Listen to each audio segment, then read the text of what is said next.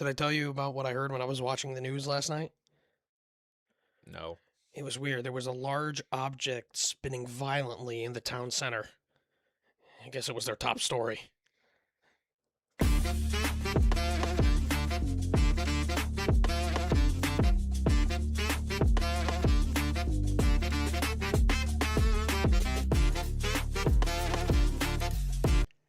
Ladies and gentlemen, welcome back to Brand Coverage. I'm Brandon Carney alongside Pat Gustafson here for your July 1st, 2026 edition of the Brand Coverage Mostly Fantasy Football Podcast. As we continue this week with our divisional fantasy football previews, we've got the NFC West, which we'll get to in a little bit after we get through our top stories. Yes, big one. One of the most, it's funny, the two Wests, I feel like, because we did the AFC West last week, NFC West this week, those, outside of your Raiders historically, have been two of the most juicy divisions for fantasy football, probably the two most. Because, I mean, look, every time we get to a division every week, we try to look at the positives of each one, and we're like, this division's pretty good, that division's pretty good. But the NFC West is truly, between the Niners and the Rams, and the coaching that they have, the just high-end offensive production that those teams create every single year. Shout out to this Rams hoodie I'm wearing for the occasion.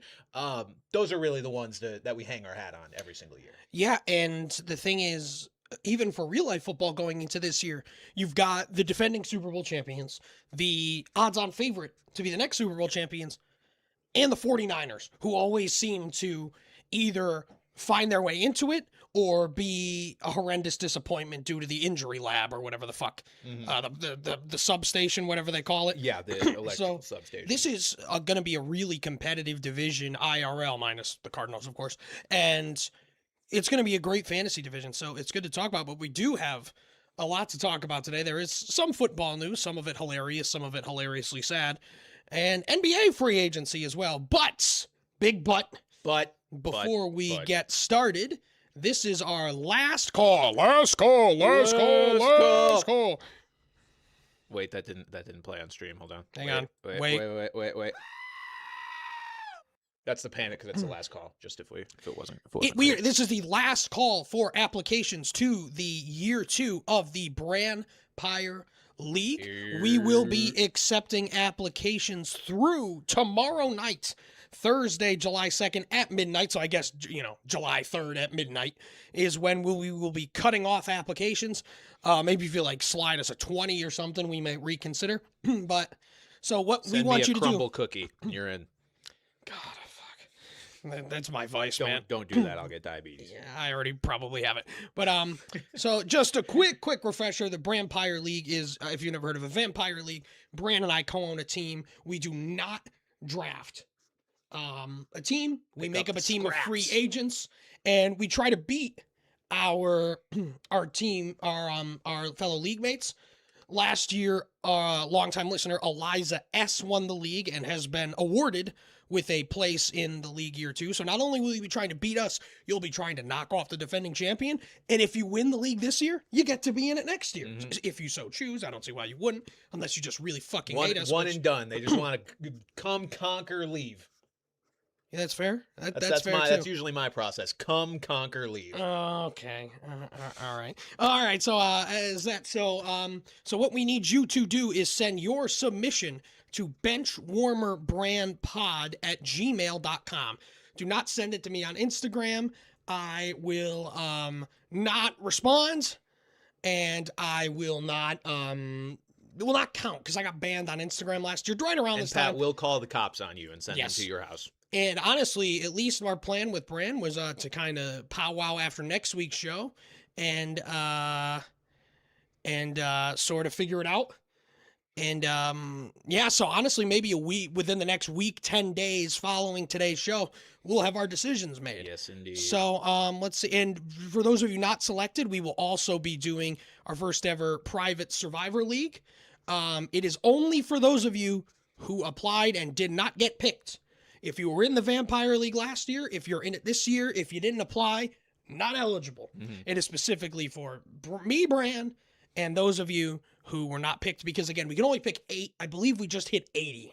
Wow. We got to 100 last year, and I believe we are either right near or just hit 80 We've submissions. fallen off. We're only at 80. So understand that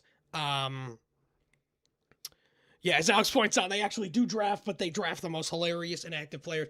We're going to have to remember who we drafted last year and pick new guys. I know we drafted Henry Ruggs.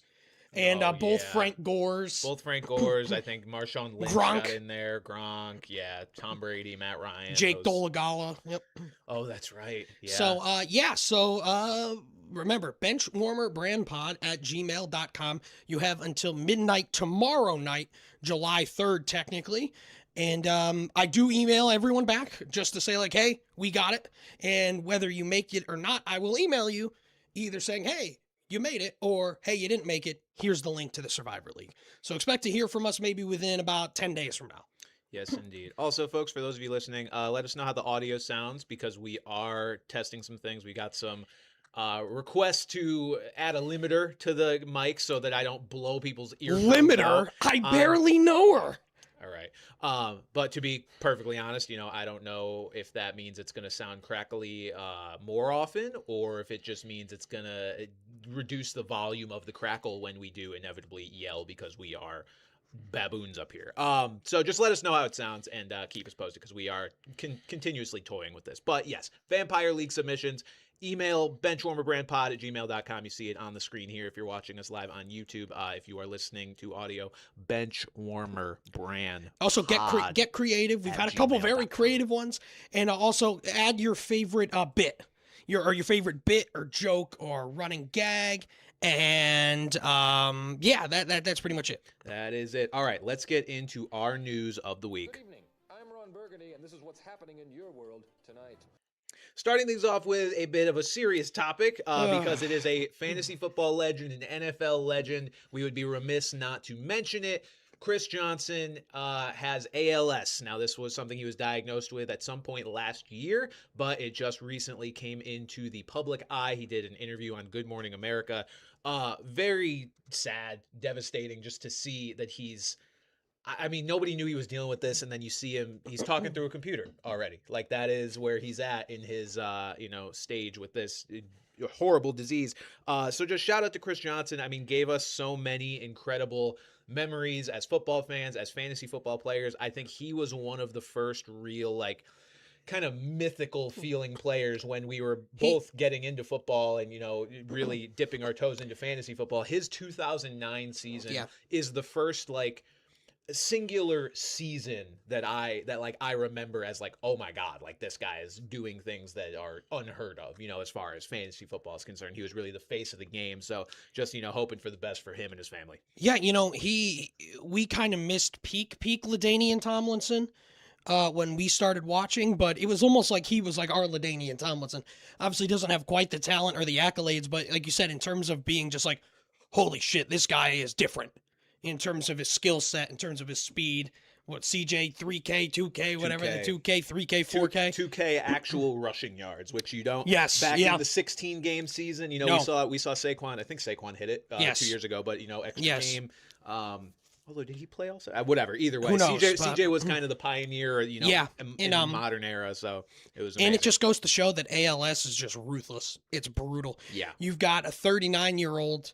Who should, in theory, be still in really good shape from, a professional athlete. It does not discriminate. And I'm not ranking the fucking diseases in the world, but draft diseases. There may not be a more brutal thing than ALS because the 101. There's really no cure. There's really no treatment, and it just withers you down. And it is just so fucking sad. And to see him get it at 39 years old. Again, just kind of a wake-up call. Yeah. And say this disease does not discriminate. And wishing the best for Chris Johnson and his family. Just absolutely terrible to hear. Absolutely. So speaking of terrible. Hope for the best for him. Speaking of terrible in a more literal fuck that guy sense. And on the field. Terrion Arnold released. Was able to, so I was in Atlanta for a wedding this past weekend, and I was, Thursday morning was when we were leaving Thursday afternoon. I was in Portland, Oregon for a wedding this weekend. Yeah, big wedding season. That's what happens when you're basically 30. I was not planning to make any sort of video Thursday morning, the morning before we left for Atlanta. I was like, I'll take the morning easy. Our flight's at like 1:30. I'll chill. As I'm literally falling asleep and like about to go to bed the night before, I see Terrion Arnold arrested for kidnapping and whatever the fuck. I don't know what his charges were. They were all real bad. Assault, I think. And I'm like, well, I guess I got to make a video in the morning. So Terrion Arnold has already been released by the Lions. I imagine this was not a difficult decision for them, considering he was ass on top of being a felon now. So, it seems like we probably heard the last of Terrion Arnold in the NFL. And, assuming he is fully guilty of everything, which, you don't want to jump to conclusions, but it certainly seems like he probably is. Get fucked, buddy. Catch you later. Adios. Yeah, and it just kind of seems like this is one of those stories that just seems to be getting worse. It seems that we're getting a new wrinkle every day here. Forgot I had this. Yeah, you had a good video on him though. That was a good one. And it's crazy that I remember you tweeted about him and people were like defending the guy, and it's like, first of all, he's ass, and second of all, he's now very likely a criminal. It's like, what do we need to defend him I didn't read any of those replies. It wasn't anything crazy. Was it a lot of innocent until proven guilty? Because no, it was just a lot of Lions fans being like, he's not ass. Right. Okay. And it's just like, did you watch the games and it's just year? like, one, yes, he is, and two, now is not really the time. The other half of the reason that the Lions had such a bad year last year, other than their offensive line falling apart, was their defense and their secondary, because Terrion Arnold was one of the only players in the secondary who didn't get fucking hurt, because Brian Branch and Kirby Joseph, both very good players, did get hurt. Terrion Arnold was out there and ass. So, like, I don't know. I think he might have got hurt too, but he was ass when he was out there. No reason to defend that guy. Fuck him. Catch you later, buddy. No, nobody's going to miss you. And then we've really got just every piece of gamut of NFL news here. Like, really every genre. We literally have crippling disease, we've got sad, criminal, and Brenton Strange. We've got sad, fuck you, and now just normal extension. Brenton Strange signs a 3-year, $48 million extension with the Jacksonville Jaguars. Kind of a funny deal, because it's like pretty on par with Kyle Pitts' extension. It's like Kyle Pitts was like 3 years, I think 54. So Brenton Strange not getting much less, which, considering both their production, isn't shocking. Yeah, it's just more so that Pitts had the higher pedigree and has done it for a little longer, a few years longer, but it's clear that they love Brenton Strange in Jacksonville. He is a good rapport with Trevor Lawrence. He was kind of that lead target, more so to start the year last year before he got hurt for Liam Cohen. So it's clear he's going to be a big part of it. We haven't talked about the AFC South yet, but spoiler alert, Brenton Strange is one of my favorite later round tight end targets if you're going to pick two guys. Yeah, we'll get to the AFC South eventually. That'll be a division that I won't be under any delusion of being like, oh, now this one is just loaded with. Now it's got some, obviously every division has some, but I promise you guys in advance, I will not open up the show with, man, that AFC South is every year just a hotbed for fantasy tennis. We haven't done the Norths yet either. I was trying to remember what else we haven't done. The Norths are pretty juicy. I mean, the AFC North especially, but I shouldn't even say that. The NFC North is probably right on par with it as well. Maybe we'll do the Souths then next, so then we can. The South will rise again on this show. Oh dear Lord! The AFC and NFC South. You just got us a lot of new viewers, brother. I don't know if we want them, but a lot of ears just perked up. Ears that are attached to mouths that don't have a lot of teeth. All right. White flag around here we can wave it on her. That's not the shirt over there. That's not the kind of flag that audience wants to see. They're more about the Confederate. All right, let's real quick before we get into our NFC West preview. We've got some NBA news to talk about. No kidding. So free agency opened yesterday, but ironically enough, that is kind of the least interesting of the things that have transpired in the. We've had more NBA. interest today. One of the things is adjacent to free agency, which is LeBron James. But free agency itself, I tweeted yesterday. I was like, my dumb ass was sitting here waiting for the 6 p.m. news drop, assuming that a bunch of these signings would happen, because that's when NBA free agency opened, 6 p.m. Eastern yesterday, June 30th. And all we got in the first hour was Ousmane Dieng and DeAndre Jordan for his in the league. Dieng was a huge change of scenery candidate, and he looked pretty good in Milwaukee at the end of the year. So honestly, I'm not out on Ousmane Dieng. I'm really not. People saying clip that and saying that after coming back from Atlanta. It's wild about this. Yeah. Viagra, your South will rise again. Yeah, so I mean, look, the free agents themselves that have signed. We had a few decent ones today. Tim Hardaway Jr. is going to the Heat. That happened well, yesterday. and I just sat down and looked that Norman Powell has gone to the Bulls, which is more so just a fucking massive hit for the Heat because I triggered my Heat friend talking about how Norm was going to leave, and I'm like, yeah, if Bam can shoot over 25% from three, then the team might be good, or else they're bumping shoulders. They're like, and I'm like, Bam had a terrible year. He goes, oh, Bam's getting better every year. And I looked at his stats, and I'm like, no, he hasn't. He got worse this year. And he scored 83 points, though. So, I mean, I like Bam, but there's nothing wrong with Bam. But him and Giannis are going to be bumping uglies in the paint. He's better than Kobe But if you go by single game all-time scoring. We'll see if his story ends the same way. Let's not do that. To make the greatest basketball player ever. Jesus. I'm knocking on wood if you guys haven't noticed. Is this made of wood? Yeah, I guess. Yes, it is. But more importantly, trades. Trades. Did we talk about Giannis last week? Did that already happen? We did. Okay, so talk about Giannis had already. Oh, that's right. So Giannis had already happened. But we've been kind of peppered with trades. Yes, on getting on a plane on Thursday morning, I was very surprised to find that LaMelo Ball had been traded to the Timberwolves. There was a shocking. Theme, there was a theme with all three of the trades that we have on here, the major ones, and it was really down sniper L. You're right. You are correct. It was all these teams kind of getting rid of their character concerns. It was the Grizzlies getting rid of John Morant, who has been not worth the trouble in quite a while, and then the Hornets getting rid of LaMelo Ball and Miles Bridges.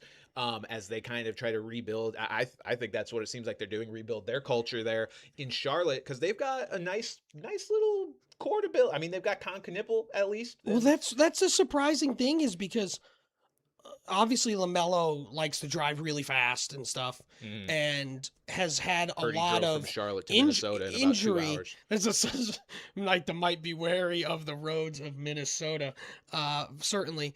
But yeah, so I'm just more so surprised that he was still kind of the engine of that offense. Yeah. You've got Kneppel, who had a historic shooting season for a rookie. You've got Brandon Miller, who's proven to be really good.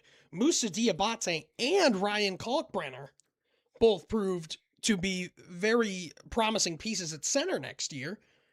And then say they didn't do this, and then they go and trade Miles Bridges, who, bad person, by the way. Terrible person. And, you get Grayson Allen and Royce O'Neal. Grayson Allen's going to make your team a much better shooting team. And they were signing Kobe White as well. And then you trade LaMelo Ball for Naz Reid and picks. I love Naz. I mean, who doesn't love Naz Reid? Yeah, so of course. One of my favorite players in the league. The idea of getting rid of LaMelo Ball, again, as kind of a cultural reset, I think makes total sense to me. But what they got in return was pretty awful. Because really all they got in return was Naz Reid and a 2033 unprotected first-round pick, because all the other picks they got were pick swaps, none of which are probably that likely to convey, considering the Hornets are going to be worse than the Timberwolves for the next few years. So why would the Hornets want to swap with them?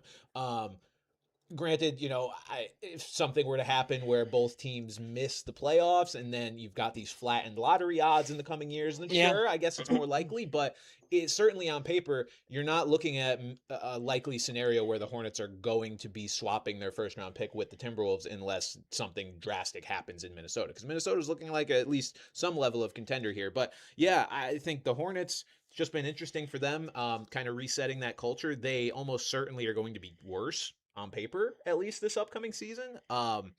Starting lineup of Kobe White, Kneppel, Brandon Miller, Naz Reid, and Hannes Steinbeck, if that's what they do end up, with that starting lineup. But I mean, it's like they've got, with Steinbach now, they've got three, really promising centers. And obviously Naz Reid, who's better suited as a stretch 4 than he is a stretch 5. They're going to rain threes on you, I'll say that, because between Grayson Allen on the bench, Christian Anderson's probably the best pull-up three-point shooter in that draft. One of the best ones. Liam McNeil. This unironically might open up some minutes for our boy Liam. He was a first-round pick only 2 years ago. Yeah, so not super promising. At least might not be in the G League the whole season. So. Yeah, but I was just surprised curious about the Hornets' direction there. But I mean, hey, they must have felt like this was the best way to go. Kobe White looked fantastic at the end of the year last year, so maybe he'll be a big factor. But I don't know. And then also, you mentioned John Morant going to Portland. I really a lot of guns in Portland. Is he going to be able to behave himself? A lot of nightclubs. I hope he does not discover fentanyl. Because I sure did when I was out there. And not as a user, correct? As an observer. oh sure. Wink, At my friend's wedding, I was like, oh, so you're from around here? They're like, yeah. I'm like, oh yeah, where do I get that good Fent? Right. Also, one of our loyal listeners, I might be botching your name, Aslan. It might be Alan. It said, hey, I live in the coast of Oregon, but I was already home. But it was a very nice gesture on Alan or Aslan's. Aslan. Please disclose how I loyal pronounce your name so I don't sound like an Aslan. But yeah, a lot of fentanyl out there. It's good stuff. I was asking people, I'm like, where do you get the good stuff? For the record, Pat is not doing Fent in Portland. He is all talk and he is a fraud. That's what they want you to think. Continuing here, yeah, we've got all these trades going down, and then we've got Also, shout out the Trailblazers refusing to trade Donovan Clingan for Jaylen Brown. Can we have a discussion really quick about the Celtics fans? Celtics fans being like, you're giving up Jaylen Brown only for Do you not know how different Donovan Clingan is? Can we have a discussion about who Celtics fans seem to think Jaylen Brown is? Because I think they're it's not that I think they understand who he is. They're starting to get the reality check because we got the report that his trade value is not as high around the league as the Celtics hoped it would be. I saw a tweet that our pal Connor sent us that drove me up the fucking wall, and I couldn't tell if it was a troll or not. It might have, like, by the guy who originally tweeted it, and it might have been, but this was the kind of vibe of like trades that Celtics fans think are going to happen here. Hold on, I need to find it. I know it's not far back here. Boston fans are pretty delusional. That's not true, Night the Might. They are the most delusional the fan base. Most delusional. As you who takes part in one of them at least. But yes, I remember it used to be like that they're gonna get every player, like, oh, we're getting Kevin Durant, oh, we're getting this guy, and they never do. And then you get Kyrie, and then your fans run him out with their pitchforks and torches. And now I think Jaylen Brown's a great player. I think he proved how great of a player he can be, I remember it. I remember. I can't find it, but I think I remember it. It was a Celtics fan saying, yeah, I'd do this. And it was Jokic and Aaron Gordon for Jaylen Brown and Derek White. I just about leaped through my phone and speared them off the I wouldn't even give Jokic for Jaylen Brown and Derek White, let alone take Aaron Gordon out of the equation. If we're gonna fanfic anything about Jokic possibly being traded, which isn't happening, by the way, that conversation starts with 4 first-round picks. We are not talking about Jaylen Brown and Derek. We're talking about quite possibly the most timeless play. Like, he's already old and fat and plays like it now. When he's 40, that's what I mean. When he's 40, what's the difference going to be? So it's like you're talking about potentially the guy whose game is going to be the most susceptible to least susceptible, to age. The only downside to him aging is that he might just want to go play with his horses by the time he turns 35. But either way, some of the trades that I've seen Celtics fans be like, you know what? I think I'd do that. And it's just them winning the trade by about 10x. I want to strangle their whole fan base, just to be clear. Meanwhile, Jaylen Brown remains untraded because his value's not. And I saw Celtics fans kind of being outraged that Donovan Clingan was the centerpiece to the Jaylen Brown deal and that it wasn't going to... I mean, first of all, we are a bit biased. A bit biased. I've got his stats up right here. I'll rip Donovan Clingan. What you people don't know about Donovan Clingan that he... First of all, everyone knew he was going to be a defender coming into the league, and he's proven that. He's one of the best. He averaged almost 4 offensive rebounds a game, and in 2 years, he's averaged 1.7 blocks a game. He is an elite rim protector in year 2 in the league. I believe he's only 21 years old, maybe 22 by now. I don't know. I mean, I'm on his fucking bio page. I can look, fatty. Sorry, that was... He's 22. Yeah, that was rough on me. I should be a little in February. He turned 22 in February. And the biggest part is everyone was just going to say like, "Oh, can his offense catch up?" Yes. He shot 34% from 3 last year. My biggest thing is Celtics fans don't seem to be considering what situations Jaylen Brown would be getting traded to, because I also saw hypotheticals about him going to like Utah for Darren Peterson, and I'm like, what the fuck is Utah going to do with Jaylen Brown? Like, they need a guy like Darren Peterson because their window needs to be longer. Yeah, that's what I mean. built Like, up. he's young. Jaylen Brown's 30. Even the Timberwolves, or not Timberwolves, the Trailblazers, if they traded Jaylen Brown, for, let's say, for Klingon, what is that? That lineup's ass. Scoot Henderson, Jaylen Brown, Drew Holiday, Tumani Kamara, and Denny Avdija. Why would the Blazers opt into? Oh well, I guess we got to try to have a. They would have had to. contender They right would have had to now. have gone and gotten a What center are we talking that about? wasn't Robert Williams. Celtics fans dumb as fuck. More Dumb as 11. fuck. But yeah, that was a good one in terms of that. Just I was just like mind-boggling. Obviously, we know a bit more about Donovan Klingon, being Yeah. that he is literally from the town neighboring where we grew up and went to UConn. But the kid's a dog, and I like him in Boston would have fed families, though, man. Oh, him on a big market team, everybody would have known that I guy's am name. quite excited that he could literally not be further away from the city of Boston. Continuing on here, Pat, the biggest news, LeBron James not returning to the Lakers. And he is apparently, allegedly, allowing all teams to court him. He's telling his agent to do the definition of what agents are supposed to do, which is field offers from everybody. But the fact that he is supposedly keeping his options open to every single team in the league, you know, he wants to be a part of a contender. So I guess in theory, it's not actually every team in the league. But he just says he wants to be happy and wants to play meaningful basketball. And he is leaving his options open beyond that. See, I don't believe that he has left Los Angeles with zero idea of what he wants to do. I think he's going to Golden State. I was surprised by this development that he's allegedly hearing out other teams. I almost agree wholeheartedly. Like, I think there's like a 98% chance he goes to Golden State, which, holy unk with Steph. They're going to bring Draymond back. It's just a matter of how, you know, what Draymond would make. LeBron, Al Horford's there. Tingus Pingus is there, who's not nearly as old as those guys, but it's still unk. They're going to sign Joe Johnson. Like, that is the unction. Like, get Jeff Green on that team, Eric Gordon, Kyle Lowry. B-Pods. Oh, Plays like he's old. does that mean he just, yeah. But, so basically, I mean, it seems like the three biggest teams that have now been looped in have been Golden State, Cleveland, and Miami. Washington? I've seen Miami. I've seen Miami, but I don't think LeBron is going to take much of a pay cut at all. He may not take a max deal, but I don't think he takes much of a pay cut. So I don't see how it works in Miami. LeBron is not going to be a wizard. I don't see how a wizard. I will eat my shoes. See, the thing is, I'd believe more so Kevin Durant would be a wizard because he's from the area. Sure. As if, you know, if LeBron was from that DC area, I'd be like, I could see it. Unless he really wants to play with Anthony Davis and AJ DeBonsa and Trae Young. Trae Young, LeBron, DeBonsa. That's not bad, man. What a weird team. Well, No, it's and the not thing bad. is, if you're the What a Wizards, weird then you team. placate AD because obviously AD is going to want to stick around if Yeah. fucking LeBron is there.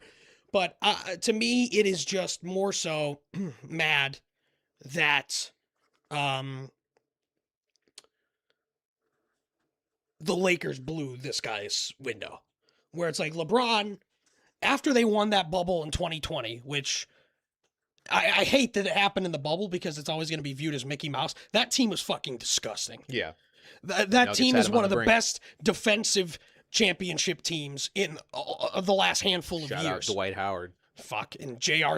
I just remember that game ending with Dwight, JR, and JaVale McGee on the court. Dwight Howard, unironically, was like a massive difference maker in that series. I because loved him. He was the only guy that bothered Jokic. In I the was whole Nuggets so series. glad that he got his redemption. But Me too. for the Lakers to see that, hey, we've got LeBron, we've got Anthony Davis, and we've got a core of solid role players. Like, I'm not going to sit here and say, like, oh, Kuz and Josh Hart and Lonzo would have been stars. No, they wouldn't have.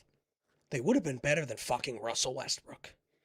And they decided to. B.I. was there as well, Julius Randle. Obviously, they weren't going to be able to pay all those guys, but the Westbrook trade is heinous. To trade away KCP, Montrezl Harrell, and Kyle Kuzma at that time for Russell Westbrook, who was arguably the worst fit imaginable there. I will never forgive that Lakers front office for closing their own and LeBron's championship window there. I think if he goes to Golden State, they'll just be good. They're old. Yeah. They're old. Steph gets hurt. Very little LeBron depth. gets hurt. I'm sure they'd put together a bench around him, but as of right now, the bench would be pretty brutal. Seth Curry. Yep. Yeah, he's also like 34. Yeah, like Moses Moody might be out for the year, so it's like they're just not in. Pat Spencer's an unrestricted free agent now. Them Spencer boys. Laker. But yeah, so I'm just sad. You know, Yeah. and it's funny because I was like the staunchest LeBron hater in the world. And I remember tweeting in 2013, I said, if he becomes a Laker, I'll be a Pelicans fan.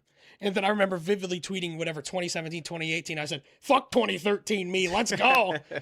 But even before then, I just appreciate that it's like, it's a case of hating greatness. I understand there are things I still don't like about LeBron. Yeah. I mean, he's a chronic liar. He loves reading the first pages of books. He's big cringe. Yeah, he's big cringe. Better to be cringe than like actually do things wrong, which a lot of athletes. And obviously do. the whole Miami thing with the decision and then saying, "Oh, I'm going back to Akron to win a championship." It's like, why didn't you just stay there all along?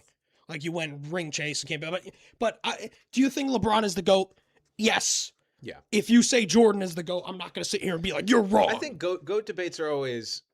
The main reason GOAT debates are contentious is because people have different definitions of what a GOAT is. Exactly. Like we're not arguing on the same premise. We're already having to define it as our own definition and then see which guy fits our definition, and then we're trying to get other people to buy into our definition and then our argument. Yeah, I think he is just because of the longevity, the way he's conducted himself, and on top of he's got all the accolades that Jordan has. So yes, I do. LeBron, one quick pitch. You want to play with the greatest player in the world? Maybe you spend a couple years in Denver. Just saying. I thought you were talking about Luka. No, the actual greatest player in the world, the one who has a singular MVP at least to his resume, and in actuality, he has 3. So, Shea. No. That They would have be them. the most hated team in the history of basketball. See, the thing is, though, is like I kind of want LeBron to go to Cleveland just because I think the only way that they get him is in a sign and trade. Mhm. And you may need to trade someone like Jared Allen back or, some Max Strus, some money. So Jared Allen, Vikings legend. I would like to see him go to Cleveland just in the sense that the Lakers would probably reap some benefits of that. But yeah, we'll see what happens. Like I said, I'm very confident it's Golden State. You seem to be as well. Yeah. But we'll see. But yep, best of luck, LeBron. I will never forgive the front office for what they did to you. All right, let's get into our football. divisional fantasy football preview of the week. We got football, as Scott Hansen says. We're like 10 11, Sundays, yeah. 11 Next Sunday it'll be Sundays 10, away yeah. from NFL football. It always comes up quicker than you feel like it does. Just like me. Oh, Even though the offseason is somehow also unfathomably, unbearably long every year. But, still, seeing that number makes it feel a little bit closer. NFC West fantasy football preview. As we said before, this division is typically chock full of fantasy-relevant players, mainly backpacked by the Rams and the Niners just being great every single year. And then you've got, the Seahawks and the Cardinals. They've always got their handful of guys as well. So let's kick things off, Pat, here with the Arizona Cardinals, because we might as well get the worst real-life team, the only real-life team that we are kind of already disqualifying from the playoffs out of the way here, because these potential first overall pick candidate. These other 3 teams are all legitimately in Super Bowl conversations to different degrees, but they're all in the conversation. The Arizona Cardinals are in the conversation. Guy in the white shirt Mike pick. is clipping. First of all, I have a name, and that's Fat Guy in the white shirt. My mic is clipping, like in general, or at moments is it clipping? Chat, let me know. Yeah, let us know. We're still fiddling. Yeah, we're trying to mics. work with this audio here. Might be because I don't want to set the limiter too high or too low, but maybe I can't change it in the middle of the one moment. Oh wait, edit. Okay, hold on. Let's see. Might be because it's too high. How about now? Oh, that makes it seem worse now. Yeah, but that means it's gonna not get crumbly. I'm not really noticing anything. Occasionally, Miami is getting the first. We'll leave it again. It Anything to any other observations? Just let us know. Let us know. Arizona Cardinals. This was a team that this morning I was kind of gathering my thoughts on all these teams and trying to figure out what I thought of them. The Cardinals were a tough one to pin down because last year, offensively, they were not bad. They were not bad. They were 19th in total yards last year. They were 7th in passing yards last year, and they were 23rd in points in the league. Now, none of those numbers other than the passing yards are really going to blow your mind, but all of those numbers together are conducive to being able to create a couple of fantasy relevant players. This is not like you're dealing with bottom barrel, oh my God, there's nothing here, avoid at all cost territory. So, No, it's funny. I actually think, for the most part, I'm not I think I'm in on more guys than I'm avoiding on this Cardinals team, actually. Because I think the thing we're forgetting here, too, is even though they look good last year, to go from Drew Petzing to Mike LaFleur is a huge upgrade. I think that's being overlooked a bit here, that this is a Mike LaFleur offense, a Sean McVay disciple. And there are some guys here. There is some talent on this offense. Even looking at last year, Jacoby Brissett was one of the bigger streaming quarterbacks towards the end of the year that could have potentially helped you at least get to the playoffs and and win the playoffs. And 3 years too late, Michael Wilson. yeah. I was talking. I was used to be the thing. Never wrong, just early, and I was very early on Michael Wilson. Indeed. And he looked fantastic at the end of the year. So I guess, I mean, get it out of the way. You're not really, unless you're in a 2 QB league, you're not really drafting Jacoby Brissett. But I mean, he's going at QB 27. So in like a super flex or 2 QB league, I actually think that's pretty good value. Yeah. For how he looked last year, he can run a little bit, and then with Mike LaFleur, I think he's going a little low if you're looking at 2 QBs. Even in a, perhaps in a redraft league, you're not, you may not be streaming him, but you never know with injuries and whatnot, you might need him. But yeah, I think he's going to be decent, and I think he's going to be good enough to elevate what's around him. And honestly, what's around him, at least from name value, is very good.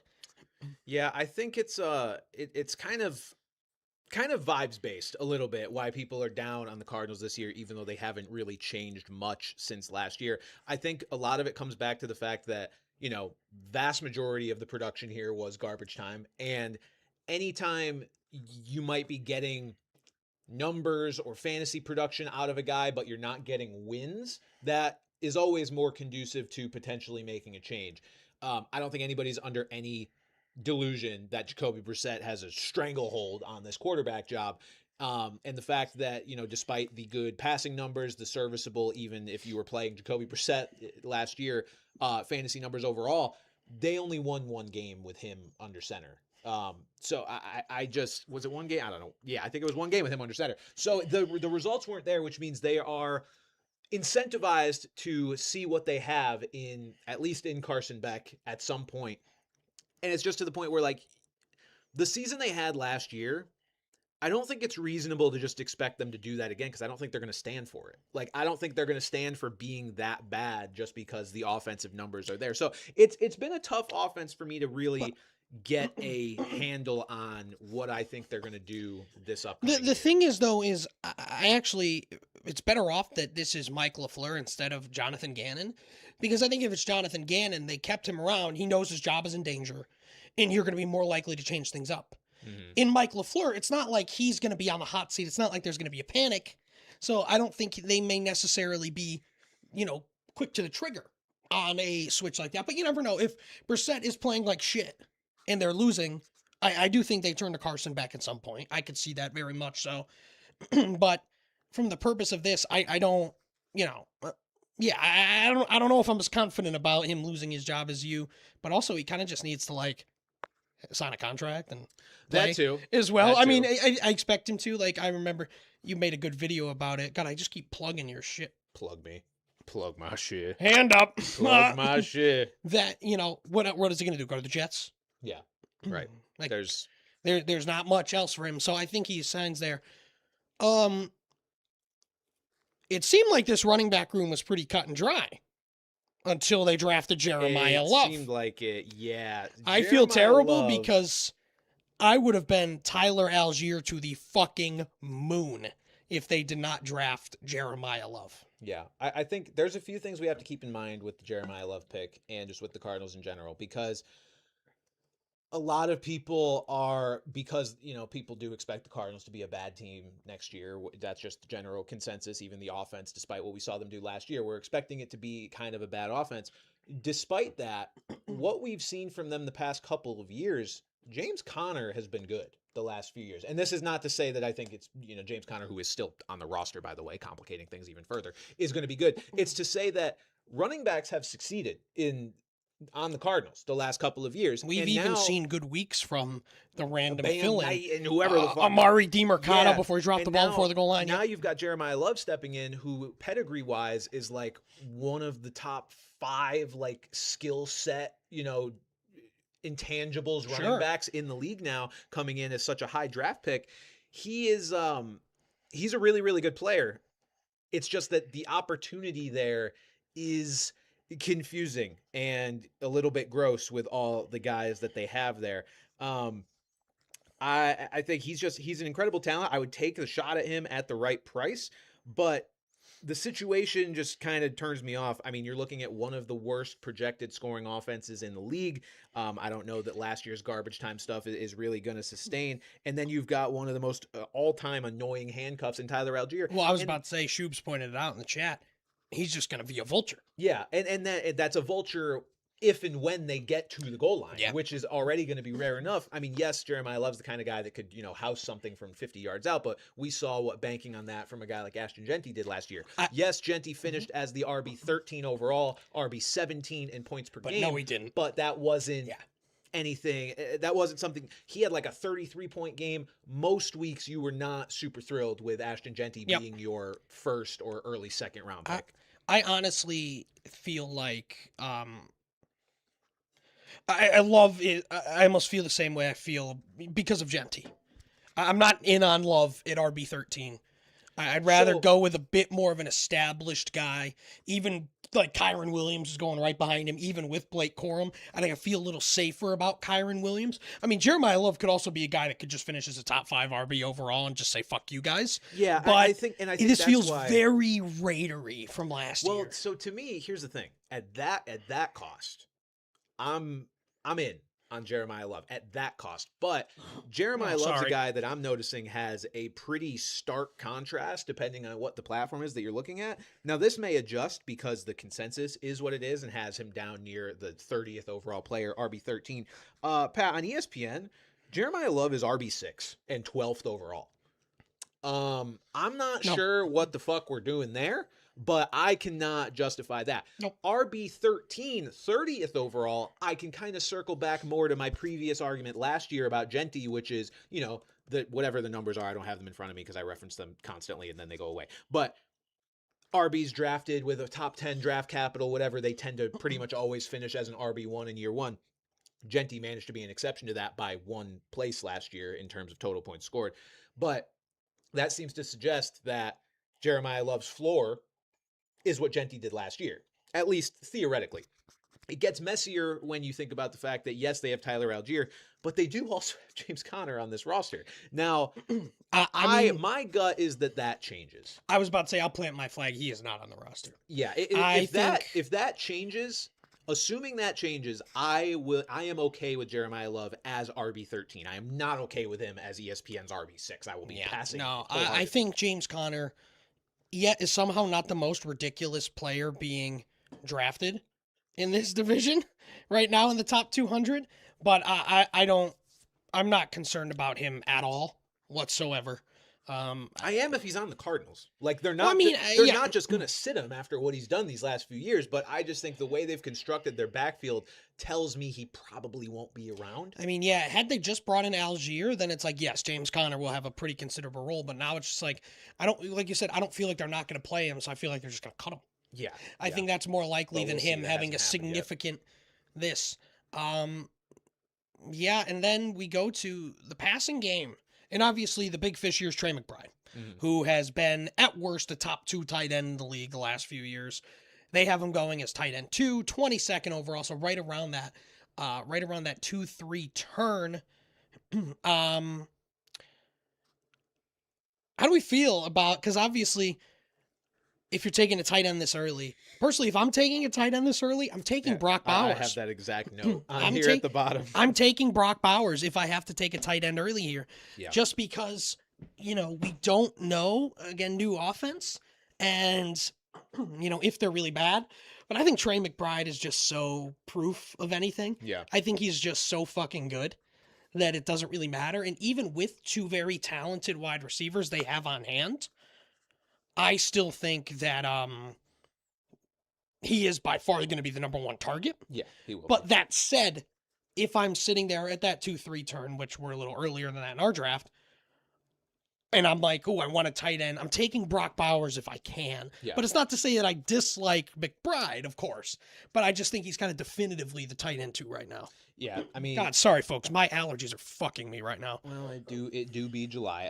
Yeah, look, if McBride's your guy, I mean, it's kind of hard to fault you. He is this is crazy numbers. Shout out to ESPN for their little player blurb on McBride for this note. He is second behind only Jamar Chase in targets and receptions over the last 2 years, and he is 6th in receiving yards And over even that though- span as a tight end. And even though there's a new OC, it's Jacoby. It's the same quarterback who has a good rapport with him. yeah. And like I said, I feel like Trey McBride is the kind of player who would work on any team. On Yeah. any team. And now I mentioned this guy in our breakthrough draft, and I believe it pretty firmly. I'm in on Marvin Harrison Jr. this year. For fuck's sake. You Have mentioned fun. Have fun. You mentioned year 3, the year 3 breakout. I just think that, again, this could be a case of he's just not it. He's just not it. But, That's what I think it is. But continue. but we'll know. This thing is, we'll find out this year because Mhm. it's just damn clear that Jonathan Gannon and Drew Petzing just did not vibe with Marvin Harrison Jr. For one reason or another, it just did not work. Again, we're looking at a guy who was a tippity top wide receiver prospect coming out of Ohio State, and we've seen glimpses. And we've also seen that he runs like a rabbit. You look at like some of like the fastest sprint speed out there. It's a bunch of like those speed demon long shot guys like Rashid Shaheed, and then Marvin Harrison. Like the guy is so fast. I think it's just more so about the route running. It's more so beating guys one-on-one, beating off guys one-on-one, excuse me. And you and I practice that all the time. just did. But I'm going to give him a chance here. And again, going at wide receiver 32, 72nd overall. What's that, the 7th round? Yeah. He's kind of in flex territory. I'm taking a shot on Marvin Harrison Jr., and I do prefer him to Michael Wilson, who he is going ahead of by a decent amount. I mean, Marvin is 72nd overall. Wilson is 89th. Maybe not based on value, but in terms of if I'm sitting there and I have to pick one of these guys, I'm picking Marvin Harrison Jr. because the talent's there. And can Mike LaFleur bring it out of him? Could he be, not obviously he's not going to be like Puka Nacua, but could he have that kind of role here? It could be very well, but that's true. That's basically what I'm saying, Alex, here is that if MHJ can't succeed here, he never will. But Yeah. I think he very well could. And I think the value at wide receiver 32, if that happens, could be massive. It could also just be a case of this guy's just not it. Why are you out? Yeah, so this is a certified Pat Brand disagreement, which there's always a handful of those every year. So I just have a few notes, but I'll give my general sentiment on him first. Marvin Harrison Jr., yes, they had to deal with Drew Petzing and whatever, Jonathan Gannon last year in the coaching. To me, the fact that Marvin Harrison Jr. was just entirely unable to succeed as the quote-unquote wide receiver 1, the guy getting those first read targets, he just was unable to put it all together. And then he goes down. Michael Wilson steps into being the first read, at least receiver. Obviously, Trey McBride is still their top overall target. But Michael Wilson steps into that role and is immediately more productive in that role than Marvin Harrison Jr. ever was. Now, these are both young receivers. Obviously, Michael Wilson has a year advantage on Marvin Harrison. They didn't come into the league the same year. No, they did not. No. So Wilson came in 23. He's got a year advantage on Marv. So, I mean, sure, I get the argument of he could be a year 3 breakout. But to me, every piece of evidence that I've seen, and this is kind of how I felt going from 2 years ago into last year, I haven't seen anything that tells me Marvin is going to be that guy. And it's like, Yeah, getting Mike LaFleur and just more capable offensive play calling, which keep in mind, by the way, Nathaniel Hackett's also their OC. Not that he's going to overrule Mike That's LaFleur. what I mean is like he's more so just like Sure, I just want to mention that. there for decoration. Oh, I know. Sure. It's a heinous hire. It's not a great name or face to see on that sideline. And I guess the LaFleurs just love Nathaniel Hackett, apparently. I guess. But yeah, the fact that, Michael Wilson was able to succeed in that more decrepit Petsing offense. Sure. And Marvin was not. I am just expecting this, if it is an improved offensive environment, for things to get even better for Wilson and for Marv to maybe go from meh to like acceptable. But to me, it comes down to this. Michael Wilson outproduced Marvin Harrison Jr. in pretty much every way last year, and they have Trey McBride, and they're not going to have enough to go around to support that many players. So I don't think the Cardinals are going to lead the league in pass attempts again like they did last year. I don't think they're going to lead the league in or be 7th in the league in passing yards again. So I'm good. It's just not a situation where I'm willing. I would so much rather take my bets on somebody else. It's like one of those things where, is it as a prop? Let's say you're making a prop bet, right? Mm-hmm. Would I throw $1 on Marvin Harrison Jr. to exceed his yardage projection in chance that the new offense does open things up for him? Sure, but we're playing fantasy football where there's going to be other guys in this range for me to take bets on them having good seasons, them taking a step forward, and I am so much more willing to take basically anybody than Marvin Harrison Jr. in those ranges. I mean, where the fuck 72? is Marv is 72. Okay, so we're looking at the injury thing complicates Alec Pierce a little bit, but I think I'd rather take Alec Pierce. I think outright, I think I would as well. The guys going behind Marvin Harrison Jr., just strictly thinking if I have to have this guy on my team, position be damned. I will take Tony Pollard over him. I don't really want DK Metcalf. Cortland Sutton's meh. But honestly, this is the part of the draft where I'm diving deeper anyway. That's what I'm saying. So it's like of this group here, I'd like taking a shot on Marv better than these guys around here. I'm more saying that just because I'm not going to restrict myself to the couple of names around him. You're going to take Kyle Pitts. I'll look even deeper beyond it. Like I would rather have Ramondre Stevenson. I would rather have Rico Dowdle. I would rather have Jordan Tyson, Michael Wilson. I could even be swayed into Parker Washington. Like all these guys who do more than just disappoint. Now, it's funny you mentioned Kyle Pitts. I do think that's the avenue for Marvin. Like his best case scenario is exactly what we described Pitts as when we were talking about his extension, which is good player who doesn't feel like a good player because he was supposed to be a great player. Like that's what Marv could become. But what does that mean? Does that mean 900 yards and 5 touchdowns in a season? Like, and if you have that, it's like, okay, but like, that's not what I'm aiming for. And I'm good on a guy who just hasn't shown it, and I don't have reason to believe will show it. This is certainly might be the biggest make or break year for any player in the league in Marvin Harrison right now.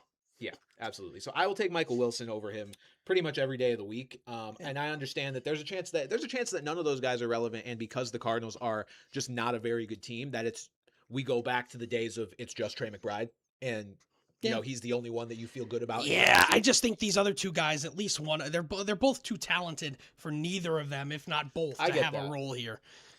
And now we move on to this little-known team called the Los Angeles Rams. They might be okay. It's funny how we just talk about the Cardinals, who have many, many options for skill position players. They only have 4 skill position players ranked in the top 200, and they're all ranked in the top 100, for that matter. So these are guys consolidated, baby. And Stafford even is 103 as QB 15, which again, even with Stafford MVP, he's never been that jump off the page guy for fantasy. Stafford was a weird one, because I was looking at his numbers. Like, obviously, he's unk and he could die on any given basis, but he's so solid. I don't know. I just feel like I might chase. It's hard to say you're chasing upside over the fucking MVP of the league. But for fantasy purposes, I think I'd rather take shots on other guys over Stafford in that area. Again, if you draft Matthew Stafford, if he's the guy I end up with, I'm cool. I'm cool with it. I mean, I think Stafford looking at him at QB 15 feels like a bit of a cheat code for what you'd be drafting him to do. Because if you're drafting any quarterback outside of the top, let's say 9, you're probably drafting 2 quarterbacks, or at least that's what I would do. I would as well. You're hoping one of them hits. Stafford last year, the reason he's QB 15 and the reason that despite winning MVP and finishing as QB 3 that he is where he is in drafts, obviously the age is probably most of it because you're concerned about a decline, a fall off, whatever. But to me, the biggest notable thing with him was the amount of dud games he had. So Stafford, for as good as he was and as he racked up 46 passing touchdowns last year, the Puka. He had 6 games under 14 points, which was more than the likes of Josh Allen, who was QB1, Drake May, who was QB. Drake May had 1 game under 14 points last year. So it's that sort of low floor, which mostly exists because the man does not fucking move because he's 100 years old and his back's as bad as yours is. He rushed for Copernicus. He rushed for literally 1 yard last year. I feel like I could even do that. 1 total yard. I feel like I could stick my arm out and get 1. For a guy like him, yes, he's going to throw for more touchdowns than a guy like Caleb Williams, most likely. But Caleb Williams and guys in his archetype are at least going to chip in 20, 30 rushing yards sometimes to keep you from being that bottom barrel sort of game that you're prone to. Now, with that said, Stafford is a guy that I think you can play matchups with pretty confidently because if you look at those games where he was under 14 points, first of all, 2 of them were against the Seahawks. Fair. And I guess in season last year, that could have been a little harder to say, oh, I should definitely bench him against them because you're gathering intel throughout the season as to how good these defenses are. Now in hindsight, we could say, oh, yeah, don't fucking play him against the Seahawks. That was the best defense in the league in a year where there was a lot of good defenses in the league. So I guess that could be one argument for why playing the matchups might not be so easy. But coming into this year, it's if you get a clear bad defense on the Rams schedule, you're going to feel damn good about throwing Stafford out there because his ceiling for a weekly point total, despite having no rushing, is as high as anybody. So, I don't mind him. You might want to look at him and a upside quarterback and maybe coordinate their schedules a little bit and see where are the really weak games where I can start Matthew Stafford and probably get 25 plus points, but then also fill in those gaps with a guy who's being drafted around him. God, you could get Mahomes and Stafford. Hilarious to get those 2 guys. Bo Nix, Jared Goff. Kyler Murray. Well, Goff is kind of basically Stafford light, essentially. You're looking at not a ton of rushing upside, or Stafford none. But Kyler's got the rushing upside. Malik Willis has the rushing upside. Tyler Shuck has rushing upside. And Tyler Shuck is one of the more exciting kind of later candidates. Even Jordan Love has shown to have a really strong ceiling. You just never know what you're necessarily going to get out of him in that Packers offense. I think I would take a bit more of a shot there than Matthew Stafford. I think I would again, it's crazy because, you talk about Stafford's ceiling on a weekly basis, but I don't know. I think I'm just looking for a little more overall upside. He's just such a unique player to evaluate because of how the Rams offense worked last year, which was just relentless passing touchdowns on the goal line, which also impacted Davante Adams, who we can talk about them now because that receiving room is very interesting to me.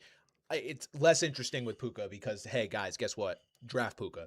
Puka's really fucking good. Puka Nacua. This team is ready to win a Super Bowl. I left my lotion in the car, unfortunately. It is in the car. I left it in the car. Puka is my wide receiver 1. Me too. If I'm picking any wide receiver first, it is Puka. Yeah. You look at the guys behind them on the depth chart. Jordan Whittington, your boy. My boy. He's ready. Xavier Smith. Kanata Mumpfield. Konate. Thank you. Mario Williams. Is that the defensive end? CJ Daniels. And then you've got a gaggle of tight ends. Who is Brennan Presley? That's what I'm saying. Is he related to Elvis, perhaps? Maybe it might be. That's what I'm saying. Elvis isn't dead. This offense is going to be so conducive in the passing game to Puka and Davante Adams. Draft both of them. And I think Davante at 24 is a nice value. You're not in on Davante? Davante I've gone back and forth on because I know what I watched happen last year. And what I watched happen last year was, and again, this fueled Stafford's egregious touchdown total, was them relentlessly throwing Davante Adams the ball on the goal line like he was a fucking fullback in receiver form. You would be in what seems like the most obvious running situation, first and goal from the 1. It's like that on the Packers, and too. they're but it's honestly, it's so much more exaggerated here. And they're just first and goal. Oh, it's incomplete. All right, second and all right, third. But is there a guy better in the short yardage in the end zone ever than Davante Adams? No, probably not. But to me, that's just and I could very well be wrong on this. And that's why I'm not saying don't draft him. I'm saying I'm not necessarily drafting him because it was such an anomalous looking thing that I'm not going to bank on it happening again. Because to me, if I'm an NFL defense now, and this is easier said than done because Devontae Adams is really fucking good. Raider legend. I wasn't coming into last year, even with the combination of Stafford and Devontae, thinking, you know what the Rams are going to do? Throw the ball every single time they're on the one. And so now to me, I'm like, defenses are going to be a little more prepared for that. Whether they can stop it, who knows? But I don't think they're going to be as caught off guard by that goofy play calling that worked, don't get me wrong, for the Rams. That it's just, you look at Devontae's numbers, right? And our research department, pardon me if this is incorrect because this was a really hard thing to look up, but I did my best. There have only been 3 players ever to have under 800 yards, but at least 14 touchdowns. Who are the others? James Jones in 2012. Good fucking Lord. And, fuck's sake, Alan Beals in 1948. Now, those numbers can be a little misleading because Devontae did miss 3 games. He was on pace had he played those last 3 games for just under 1,000 yards. But again, flip back to the other side of the argument. Missing 3 games isn't really out of the ordinary for a guy who's 33 years old. So, you get that. I think you're just betting on touchdown variance at this point with Devontae Adams. You are betting on him being able to do exactly what he did last year in terms of the total touchdowns he scored, and betting on that when he also had his career low catch rate of 53%. I just don't love it, even though I love the rest of this offense. I think he is a relatively safe pick. I don't think Devontae Adams is going to become this unplayable fucking bum, but it's, to me, drafting Devontae Adams comes down to your roster construction, because if I'm looking at where he's at, the guys that are going around him, every single player being drafted around him, to me, has more of a yardage ceiling. I was about to say, they are home run swings. Like Mike Evans, and he's old too. He's Evans, Christian Watson, DJ Moore, Roma Dunze, we don't really know how that receiving room is going to play out. Carnell Tate, all these guys are... Every single person I listed is the wide receiver 1 on their team, except maybe a Dunze. I just think that the Rams are so different. They are, and that's where you have to make your call. That's what I'm saying, making a judgment call here. And, because you look at even the guys going right around him, Ibuka, Jalen Waddle, Luther Burden, J-Mo. Those are all big home run swings. They may have huge years, but they might also be not nothing, but I think they have way more bust value than Adams. I also don't want to frame Adams as this incredibly safe guy, because if he does, I don't think he's incredibly safe, but I think at wide receiver 24, that's fair. I think just banking on touchdowns is scary, because if he has the same yardage he had last year and they change their goal line play calling even a little bit, you're not going to be happy starting him. I mean, that week where he had 3 touchdowns, I think he had 30 yards. And so it's goated. Yeah, if he does, 35 yards, 3 touchdowns against the Jags. But look at it. He had touchdowns 9 different weeks, though. It's just, we talk all the time about touchdown variance and how shaky it is.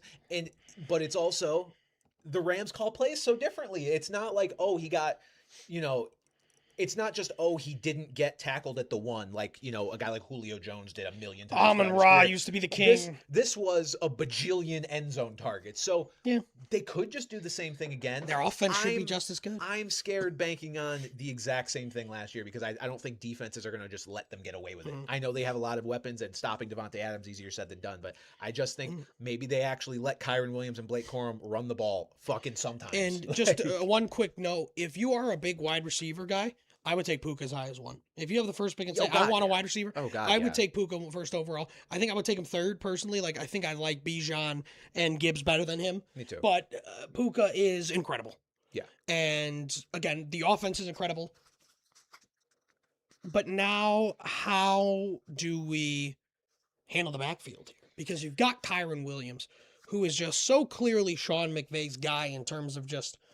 He loves him. He's rock steady. He's so reliable. He's just a very, again, we always say he's never not an elite skill set, but just a very solid running back in a very good spot.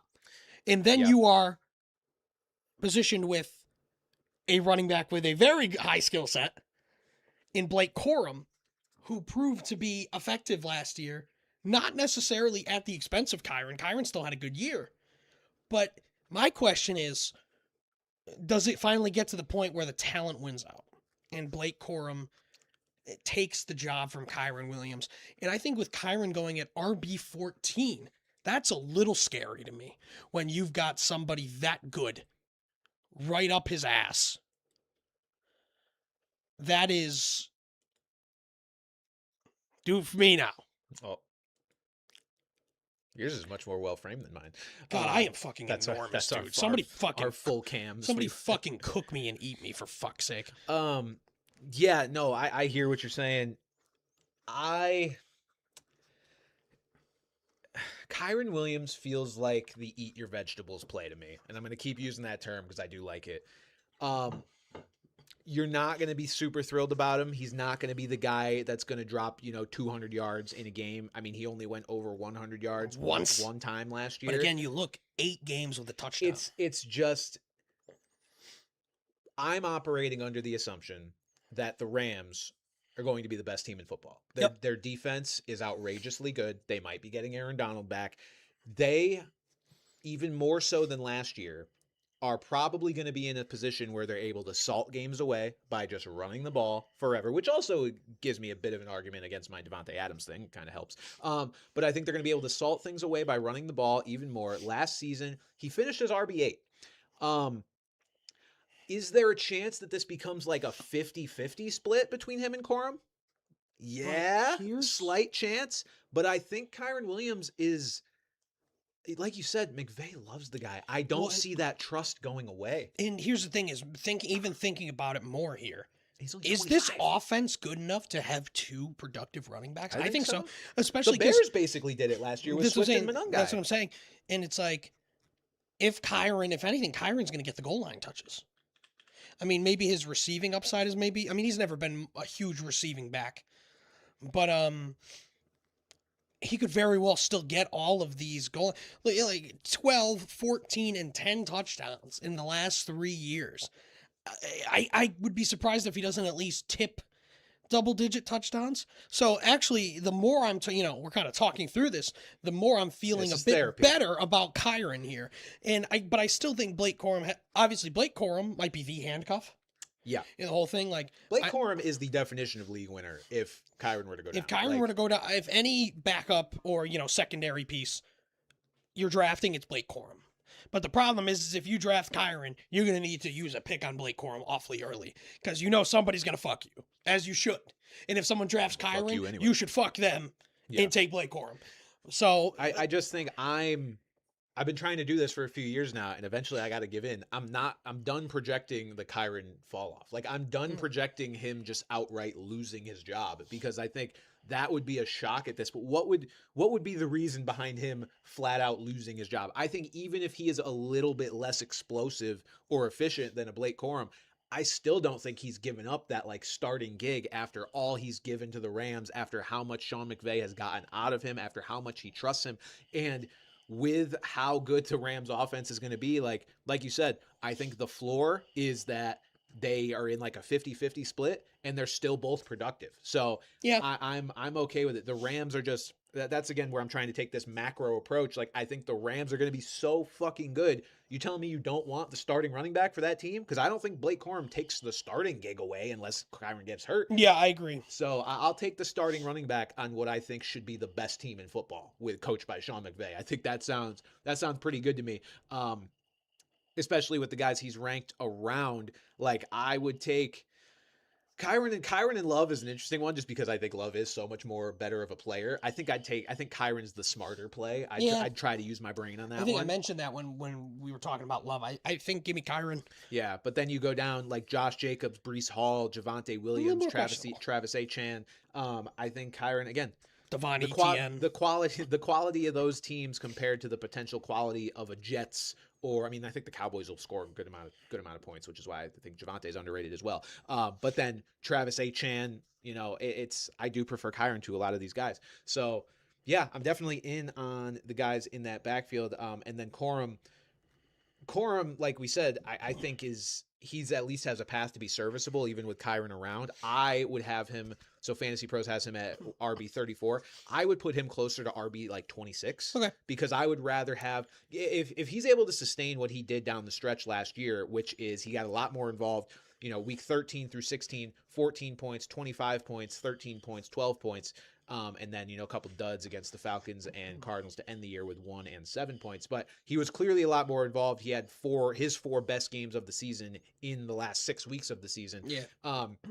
I'll take that, A, hoping that usage sustains, and B, for the chance that he does. Sure. If something were to happen to Kyron and he becomes a literal league winner, I'd rather him over Monungai, RJ Harvey, Ramondre Stevenson, Rico Dowdle, Chuba Hubbard, Tony Pollard, Jalen Warren, and Jadarian Price. So I would put him right below Tootin, Montgomery, Henderson, Swift. I mean, I don't know what the fuck Henderson's doing up here, but whatever. We'll talk about that. Yeah. I guess we already did talk about it. And just to put a bow on the Rams here, you talk about the next high, I believe Terrence Ferguson was our highest ranked tight end at about like 215. I don't give a fuck about any of their tight ends. He's a guy that it's like I could see him taking a step forward and breaking out and becoming startable, but it's just not enough of a strong bet to bet on it over some of these other types. They still have Tyler Higbee. They drafted Max Clare, and Colby Parkinson is there. So it's like I don't see I can't remember the last time it was Higbee a number of years ago that a Rams tight end was really super fantasy relevant. So that's what I mean. This offense is so conducive to these 3, most likely 4 players that you just got to be all in. Yeah. Real quick, circle back to just one quick note on the Cardinals before we move on, because I meant to say this. Also of note that the Cardinals, if you're worried about their offense and concerned about how they were so reliant on garbage time and, don't think they might be able to put up as many points this year, the Cardinals have a stretch from week 6 through 10 where they face the Rams. Think of the defenses here. The Rams, the Broncos, the Cowboys, which, okay, they might be a little better, but it's Cowboys. The Seahawks and the Rams. That seems difficult. For about a month straight, you're not going to feel great starting any Cardinals. So just keep that in mind. I remembered that the Cardinals were being joked about. They ended up with like the hardest schedule in the league somehow. And I was like, I wonder where. Which they probably want that because they probably want to. I was like, I wonder where that manifests itself most strongly. And it was that stretch. So you might get a nice little month out of your Cardinals. And then after that, the next month is going to be pain and suffering. So that's that. Let's move on to the 49ers here, Pat. 49ers are an interesting team. Ravaged by injuries again last year, as they always are, but one guy who was not ravaged by injuries, and I can only assume because he extracted the souls of all the guys who did get injured, was Christian McCaffrey. Christian McCaffrey led the entire NFL with 450 touches last season. And as Mark Cuban would say on Shark Tank, for that reason, I'm out. And as I would say on Shark Tank, Lori, will you marry me? Sorry, we were watching Shark Tank last night. I'm not completely do not draft under any circumstances with Christian McCaffrey. I am at a point where I am just going to, and this is going to sound familiar to you guys because this is how I used to talk about Derrick Henry. I am at a point where I am willing to miss out on whatever he may do going forward just because of the injury history, the history of running backs coming off of seasons where they have that many touches, even without Christian McCaffrey's history, do not tend to do well that season. And the fact that Christian McCaffrey was a beast for fantasy because of his usage. He was not a beast because of how efficient he was on those touches, because he was not efficient on those touches. He had 3.9 yards per carry, which was a career low for him, certainly a low for him with the 49ers. So I am not with all these other great players, great running backs going in the first round. I will take James Cook over him. I will take Jonathan Taylor over him. I will take Ashton Genty over him. We get down to Devon Etienne. I would take him. We get down to Devon Etienne and how bad the Dolphins might be. Then we can maybe start to talk. See, that's the thing is, I just think some of those players are just more exciting and not necessarily reliant on usage as much as McCaffrey reliant is. On their talent that they still had. Not the Christian McCaffrey's talented still. Again, McCaffrey, I still think McCaffrey's a first round pick here. But he will not be my first round We're pick. picking at 5 and 6, right? You and I, that's gonna be fun. I'm not taking Christian McCaffrey in the top 6. No. There are at least, I'm trying to think definitely at worst 12. I'm taking Christian McCaffrey. He should be a first round pick. He's still Christian McCaffrey. This could be an easy face palm at the end of the year where it's just Christian McCaffrey just tore through everyone's shit. His backup was Brian Robinson, wasn't even ranked in the top 200. Is it still Brian Robinson? No, his backup now is going to be Jordan James. Tyrion Davis Price. Okay, so Brian Robinson is Bijan Robinson's backup. Oh, that's right.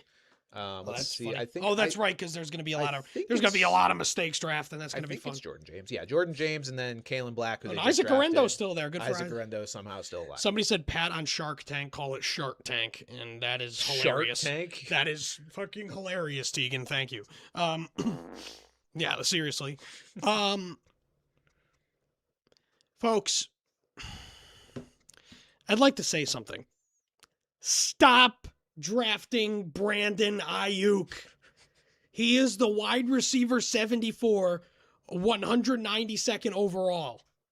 Why the fuck are we picking Brandon Ayuk? It's a good question. I didn't realize people were doing that. I was stunned. I was like stunned because I basically, when we do it, I just type in the team thing and just keep hitting next. And when I saw Brandon Ayuk, I was like, the man might be in an insane asylum right now for all we know.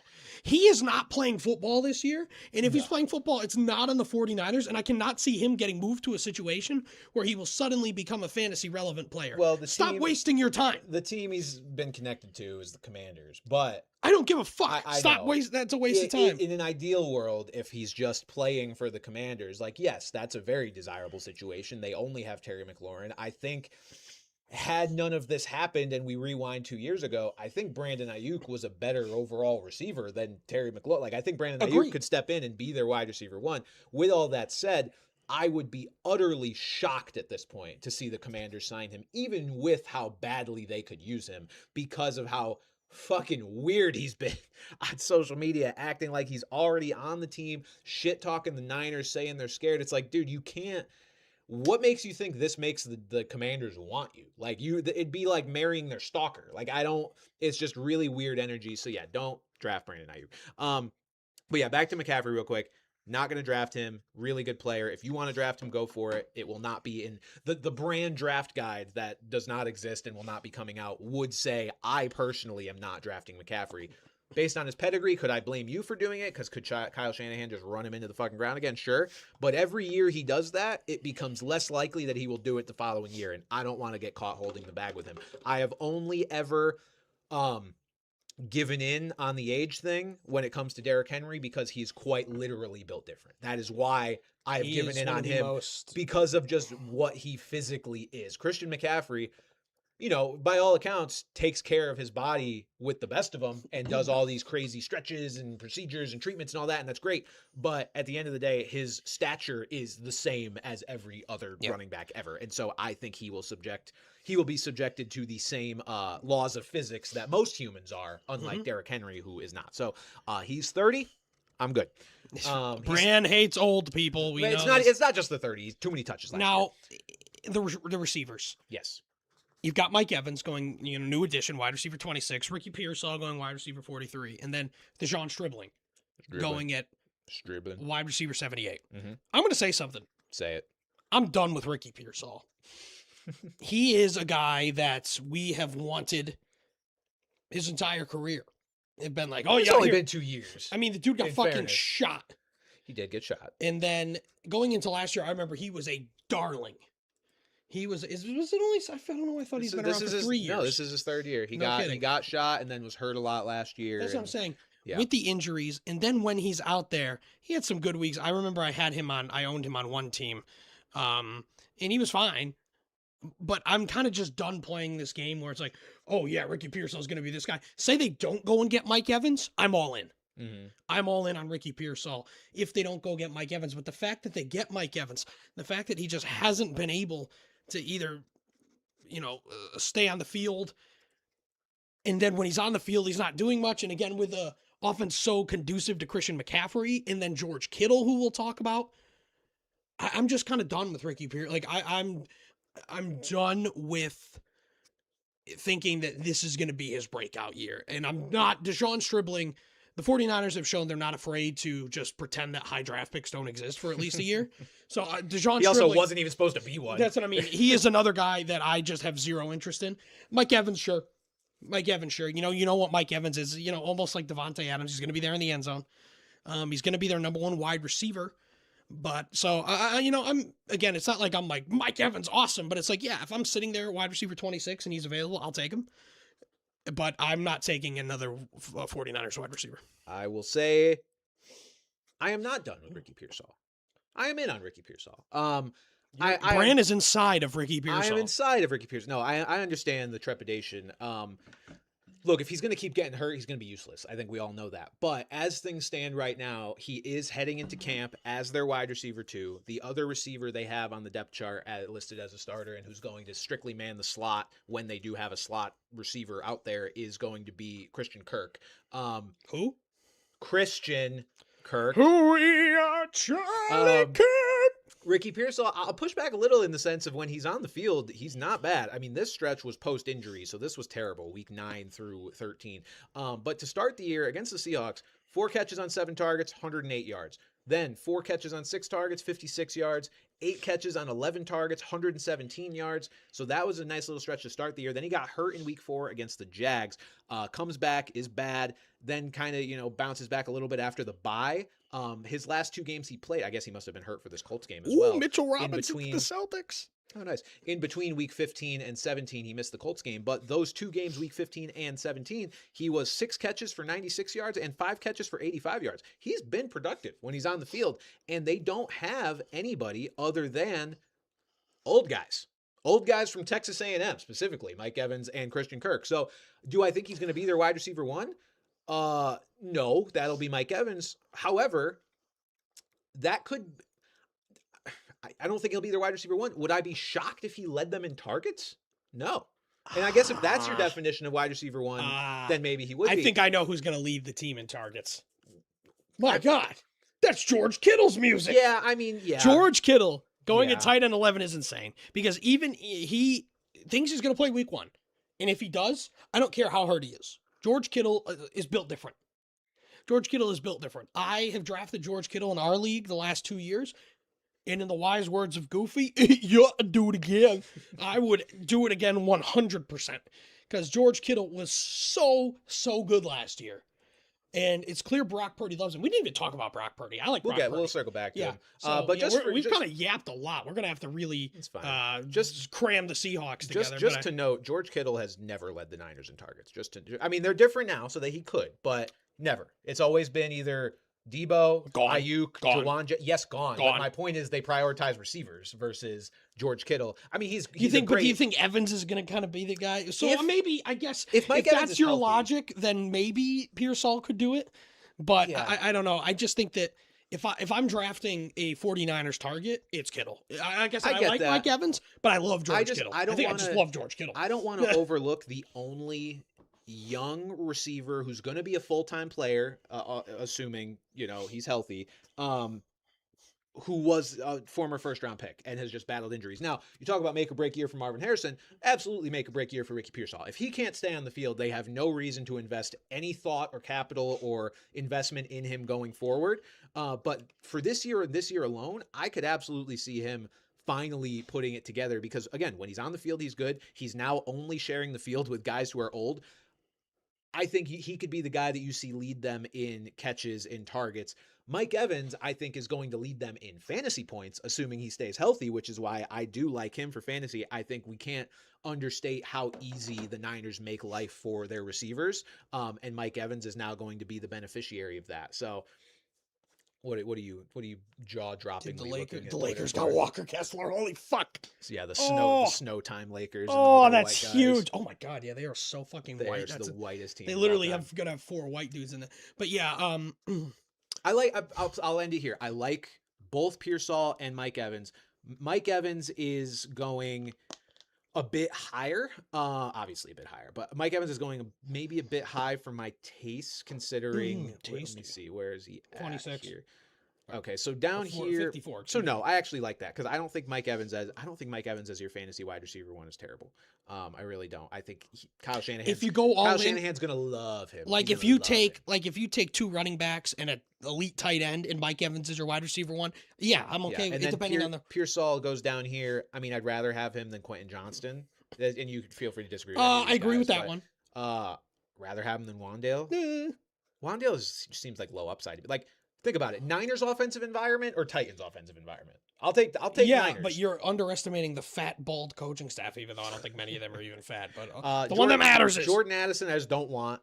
I don't care. I don't think I've ever owned Jordan Addison in any any kind of. Yeah, I don't know. Maybe I guess I am just a pure saw optimist, but like I see a better season assuming health. And if you don't think he's going to stay healthy, don't pick him. But assuming health, like I see a better season for him than I see for Jaden Reed, for Josh Downs. Josh Ups, more like. We'll talk about him in a couple weeks. Xavier Worthy, like Jaden Higgins. So I'm in. Okay. And then Kittle, I think Kittle, there's one edge that you could really have in fantasy at this point, and that is understanding that Achilles surgeries are getting better. Because we are learning this, and I don't think it's fully set in yet with Dobbins and Rodgers recoveries. They came back strong. Yeah. Kittle, different position, more cutting than a guy like Rodgers is going to do, but still really one of the toughest guys out there as well. That's what I mean. And Brock Purdy, I like Brock Purdy. Another guy that last year on fire. Another guy we've seen to have some rushing upside in addition to being, he's like the epitome of the system pocket passer quarterback. I like Brock Purdy. Again, I would probably take him along with a bit more exciting piece to kind of go with it. Maybe like a Kyler Murray, a Malik Willis, a Tyler Shuck. I'll tell you this: if Purdy's solid. If Purdy can just continue what he did in the last 4 weeks of last season, where he went for 26.2, 30.9, and 36.92 before he got mogged by the Seahawks in Week 18, he only had 5 points in that game. He's got the upside there as well. So Purdy is a guy I'm very much interested in just because of the Niners. Again, he was a guy who was hurt last year, so he didn't get a full scope of what he might be able to do at this stage of his career as he gets older and smarter and all that. But I'm very much in on Brock Purdy. All right, finishing things off with the Seahawks. Shouldn't take too long here because I think they have fewer fantasy relevant players. Sam Darnold, no. Keep in mind, Brian Fleury is their new offensive From coordinator. San Francisco, point out, we at one point erroneously said he was an internal hire, comes from San Francisco. If it's not going to be one of Clint Kubiak's guys, I feel like San Francisco is the best place to take it from. Obviously, that is where Clint Kubiak was at one point, and his brother Clay is still there. So if there was going to be someone from the outside to replace it, I feel like Brian Fleury's solid, but obviously he may not be Clint Kubiak. Yeah. And I do think that allows for a bit of trepidation here. But again, there's still some talented guys. Darnold is nothing more than a streamer. He was very inconsistent last year in spite of playing very well real life. Yeah. And leading them to a Super Bowl. Yeah. Did I just turn my mic off? No, I don't think so. I think you just. Hello? Can you guys hear me? No, I can. Yeah, hold on. I think you just pressed the record. I hit a button. What'd you press? Press this. No, not record. Hold on. Press this one. I broke it. No, I know what you pressed. There you go. There you go. What a pressing issue. Welcome back. Yeah, so even though led them to a Super Bowl, Sam Darnold, there are a lot more exciting picks if you're going to really throw a QB dart like Malik Willis is QB 21, I believe. Give me him any day. Yeah. Let's talk about the receivers because I feel like that's easier to go over quick. JSN is incredible. He's going as wide receiver 4 or 3, depending on this. I think it's fair. I mean, I definitely like Puka and Jamar better than him. Looking behind him, we got Amon-Ra, CeeDee Lamb, Jefferson, Drake London, Nico Collins, AJ Brown. I just don't. I'm bumping him down. I'm a little worried. Again, this could be something where we are just wrong, and JSN is still JSN, and the Brian Fleury offense. He's still going to be great. And maybe Brian Fleury is another one of these offensive geniuses that can maintain it, and then he'll be a head coach someday. I'm not bumping him down much, but I'm just a little bit scared. Yeah, I'm bumping him down a little bit. So Fantasy Pros has him wide receiver 3 behind only Chase and Puka. I will bump him below Amon-Ra St. Brown. I would hesitate to bump him below that. I've cooled on Jefferson a little bit just on the idea that maybe Kyler's not very good either. But short people got no reason. Yeah, JSN, I think wide receiver 4 is appropriate for him. I think he's got similar question. I might debate Lamb. Here's the thing is, we're going to see in this offseason how it's working. And because, I mean, one name that's already been rolling in a lot is AJ Barner. Which is understandable. Who had a nice year last year. They have Rashid Shaheed, who was very good. Right, but and again, Shaheed, you're looking at more of a dart throw. I mean, it's going to be a big part of the offense, but there may be days where he doesn't even get like a target. But there could also be days where he, has 3 catches for 150 yards and 2 touchdowns as well. So that's the thing with Shaheed kind of being a wild card and Barner being a tight end. JSN's still going to get, you got to look at it realistically. JSN is still going to be the main target in in what should still be a good offense. I'm still in on JSN with the trepidation. And it's funny because looking at those wide receivers, I don't love many of those guys. So I think looking at it, it's solidified it in my brain that my issue with JSN's ADP is not where he is among wide receivers. It's where he is overall, because I have the 5th overall pick in our league. Fantasy Pros has JSN Who are you taking? as the 5th player. I'm not taking JSN. JSN is a guy that I don't mind his standing among receivers. I mind that overall he is above the likes of Jonathan Taylor, above even James Cook. I feel better about those guys because, again, it always sounds crazy to people after a year like he just had to suggest that maybe he won't do that again. But every year we see offensive coordinator changes and we come into the year and we're like, well, why isn't it working anymore? And it's like, oh, well, duh, they changed their OC. We don't know that it's going to be a major change for the worse, but it is still some level of red flag versus a guy like, what's changed for James Cook? Like their OC became their head coach. Same shit. They added DJ Moore. Okay, cool. I still think James Cook is going to be as reliable as ever. What's changed for JSN? He lost the OC that allowed, or that was at least there when he broke out like crazy. Now, it was a double factor, right? JSN, it was the first year without DK Metcalf that he also broke out. I'm not saying he's not going to be good. I'm just saying spending a top 5 pick on him, I'd rather back end of the first round. That's going to be interesting, yeah, because you and I are right there at 5 and 6 in that position where we can very well take him. I'd rather go and then safer. The running back room's a fucking mess. They said that Jadarian Price and Emmanuel Wilson will share until Charbonnet comes back. So I think it's going to be a mess. I do too. I'm not taking Jadarian Price unless Jadarian Price's price is outrageous. I would only take Jadarian Price as like not even a flex, like kind of like the first guy on your bench that could be considered a flex at some point. I think it's crazy. Emmanuel Wilson obviously is a fun little dart throw. Late, you're getting him for, not free, but at 164, that's what, round 12 or something, even later. So there's no harm in doing it. And Charbonnet is partially just coming back. Like what does he do when he comes back? How does he fit in? I'm good. I'm good. I saw a tweet from Ian Hartitz about. Oh yeah, first of all, the best name of all time, by the way. Best name of all time, but I think it was a good perspective and just funny thing to read. He said, "I wonder if the Seahawks investment level in their backfield could tell us, how they plan to distribute the touches." And it was like Jadarian Price, first round pick, George Halani, UDFA. Emmanuel Wilson, UDFA, and then, traded for or signed, whatever. And I was immediately like, I wonder if there's other examples that could suggest that it's not the obvious that the first round pick is just going to get the touches because the other guys have so much less investment. Yeah. How about Rashad Penny on the same team, 8 years ago? Yeah. Same team, same GM. Rashad Penny's drafted in the first round and gets destroyed by Chris Carson. 7th round pick, Chris Carson, Rashad Penny who was entering the second year made of his of glass career. bones and paper skin.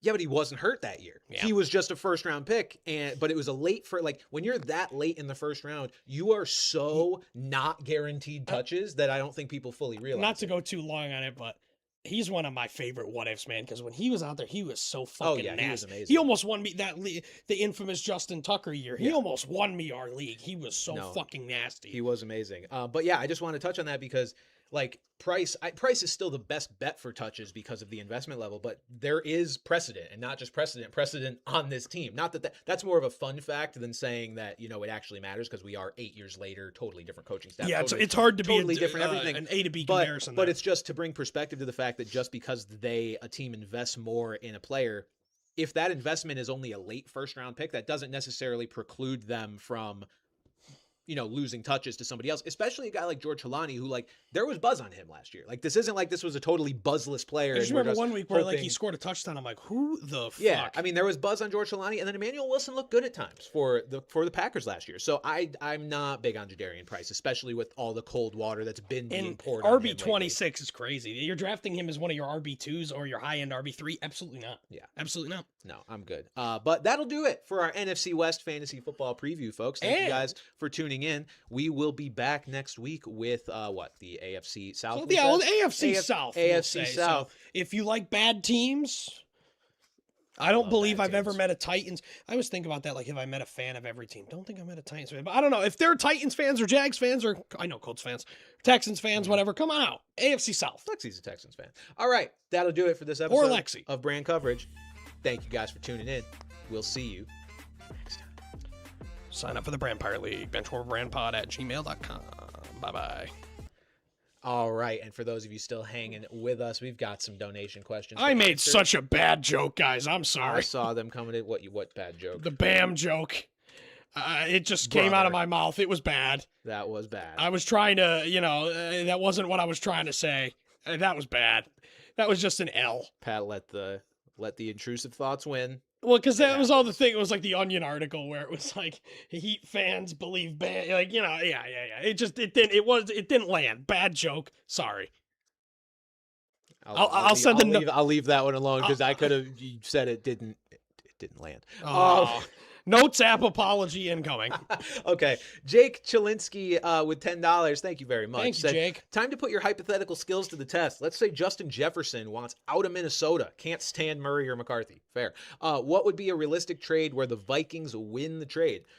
I mean, Justin Jefferson is arguably the best receiver in the league. Raiders. He's arguably the best receiver in the league in the prime of his career. Most of those deals involve draft picks. If the Vikings are trading Justin Jefferson, it's because they are tearing everything down, because they would not be trying to put together a contender after trading Justin Jefferson, at least not in the season immediately following. So, I mean, I think it starts with 2 first-rounders for Jefferson. That's how good he is. Like, what else? Like, there was at one point talk that the Eagles were looking for 2 firsts for A.J. Brown. The Vikings are certainly looking for probably 2 firsts. First. I would say 2 firsts and like a young up-and-coming player.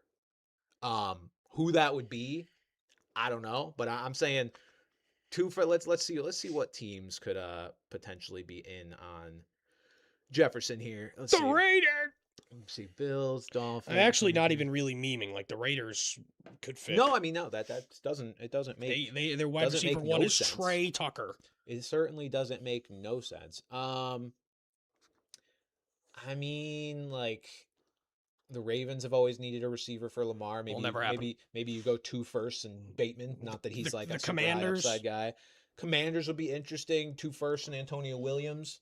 Let's see. Yeah, I don't see a lot of scenarios there, to be honest. Yeah, no, I mean it's hard. You don't, like, players like that just don't get traded. They just don't. Like, players literally in the smack dab prime of their career as a receiver, they don't get the Chiefs. I mean, like, Randy Moss, I guess, got traded, but like that was a weird one where his value was like kind of dampened. Like the Patriots, I recall, didn't give up like a ton to get him. No, because he had fallen off significantly. Yeah, when he went to the fucking Titans. No, it's an interesting question. But I remember that year in firsts is where it fantasy starts. many years ago. He was undroppable because he started the year so highly ranked, Yeah. and he was on the Titans, and I was trying to drop his ass, and I couldn't.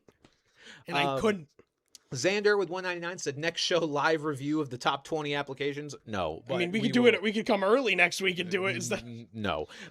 Master Andrew with 499 said NFC West is the most I don't know group. Trust JSN with the new OC, McCaffrey's health, who is the 49ers wide receiver 1, with a better defense for the Rams might mean they run the ball more and less Puka. Yeah, I mean, look, there's a lot of change. There was a lot of changes across the league this year. I don't remember what it was. It was like there's like 22 new teams with new offensive. Oh yeah, it was all moving. So yeah, I mean, look, to answer your questions, like, trust JSN, like, yes, but I'm downgrading him a tad. McCaffrey's health, not a fan. Beware. Niners wide receiver 1. It's Mike Evans. Yeah. And better, like, I don't think it's going to mean less Puka if the Rams. I don't think less Puka's Puka is possible. Honestly, like, he's just so inevitable. Yeah, so I'm not worried about that. Uniform Story with $5 said, my favorite annual event, the Tour de France, starts Saturday. How many sports would have to not exist for you to watch it? 1, passively, and 2, intently? All right.